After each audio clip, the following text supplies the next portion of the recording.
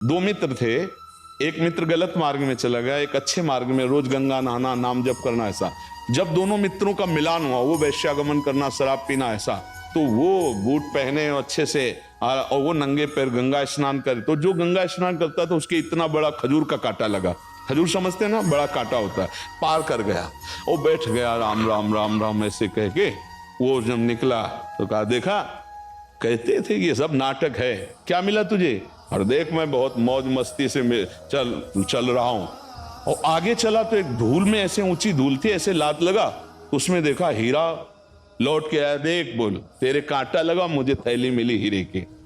उसको लगा यार वास्तविक ये सब नाटक है, क्योंकि मैंने देखा है वैश्यागमन करता है, शराब पीता है, इसको थैली मिली हीरे की, और भजन करता हूँ, राम राम बोलता हूँ, गंगा नहाता हूँ, खजूर का कांटा लगा।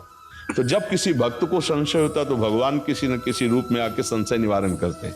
तो एक वृद्ध के रूप में भगवान आया, बोले अरे बेटा कांटा लग गया क्या? भगवान की बड़ी कृपा आपके ऊपर है। बोले आप कैसे कह सकते हैं भगवान की कृपा? ये कृपा है, कृपा तो उसके ऊपर है। देखो ना, वो हमारा मित्र जो गया, तो उनका बेटा तुम्हें दोनों की बात याद नहीं, तुम्हें पता नहीं, इसने पूर्व जन्म में सुकृत किए हैं और अब पाप कर रहा है।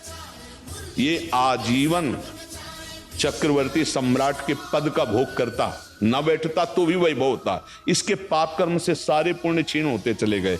अब ये जितनी असरफी और इसको मिली है, ये जहां इनको भोग लेगा, इसका पुण्य खत्म होगा, इसकी दुर्गति शुरू हो जाएगी। और तुमने जो पाप किए हैं सब गंगा स्नान से नष्ट हो गए। तुमको इसी क्षण सूली की सजा राजा के यहां मिलनी थी, तो खजूर के कांटे से निपट गई।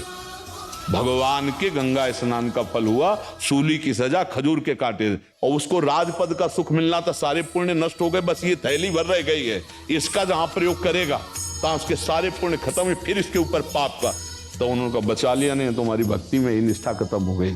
तो ये घटनाओं का अगर ज्ञान ना हो तो फिर अंदर से अश्रद्धा हो जाएगी। तो श्रद्धा अगर हमारी टूट जाए तो फिर हमारी भक्ति में बाधा पड़ती है। नहीं तो आप सच्ची मानिए, पैर फिसलना या चोट लगना या किसी भी तरह की हानि होना, बहुत बड़ी हानि को भगवान ने छोटे में कर दिया।